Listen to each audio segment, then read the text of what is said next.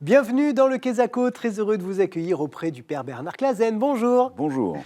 Chers amis, le terme que nous allons découvrir aujourd'hui est très utilisé dans le langage courant pour parler de quelqu'un qu'on adule, d'une personne référence dans un domaine ou même d'un artiste, tiens, ou d'un sportif. C'est le mot icône. Mais évidemment, si on l'appréhende sous un angle spirituel, c'est bien plus profond que ça, vous vous en doutez. Alors on va d'abord regarder notre traditionnel micro-trottoir et on en parle juste après. Moi, de suite, ça me fait penser à l'icône de la pop, hein, évidemment, Michael Jackson, ou Madonna, hein, si on veut. Mais oui, une icône, c'est une personne qu'on admire, qu'on respecte.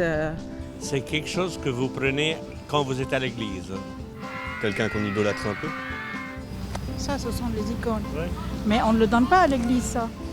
Je cherche le mot qui serait le plus approprié. C'est une œuvre d'art, mais c'est aussi une œuvre de piété, hein, pour certains qui croient dans cette religion.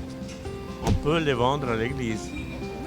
Ça dépend des Ça églises. dépend. Si vous allez à Sainte Rita, il y en a, ils vendent là à l'église. Donc, Père Clasen, on va maintenant passer à la définition. Qu'est-ce qu'une icône? C'est une image. Tout simplement. Oui, c'est une image. Il y a une tradition, en effet, il y a une tradition chrétienne très, très authentique sur le culte des images qui nous vient de Byzance, à nouveau. Et icône, au début, c'était lié aux fresques. C'est mural d'abord, c'est d'abord architectural. Et figurez-vous qu'il y en a au second siècle chez les Juifs. D'accord. Voilà, et la tradition, certainement, nous vient de ça et des catacombes. Qui respirait quelque chose du contact de la sainteté. Oui, parce que justement, elle représentait quoi, ces premières images? Alors, dans les catacombes, c'est le bon pasteur, ce sont des images très très simples, très élémentaires du Christ. Et puis, progressivement, elles vont orner les murs des églises, et donc elles représentent le Christ, la Vierge Marie et Saint Jean. D'accord. Curieusement, c'est-à-dire les deux précurseurs. C'est ce qu'on appelle une déisis. C'est lié à cette espèce de conviction qu'il y a dans l'icône plus que dans un tableau. L'icône est littéralement une mise en présence de ce qui est peint, parce que c'est peint selon des règles, selon des canons, dans la prière, et que c'est lié à la liturgie. Nous sommes en présence de celui qui est représenté, je me mets en sa présence. Il y a une espèce de face-à-face.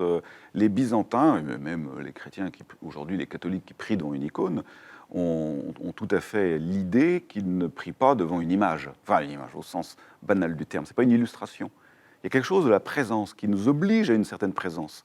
Eh bien, merci beaucoup, Père Clasen, encore une fois, pour toutes ces explications. Merci à vous de nous avoir suivis. Et vous avez bien compris que lorsqu'on parle d'une icône de la chanson ou du cinéma aujourd'hui, eh ben, on fait référence, en fait, d'abord à ces représentations religieuses des premiers siècles du christianisme. Alors, merci d'avoir partagé ce moment avec nous et à la semaine prochaine. Ciao.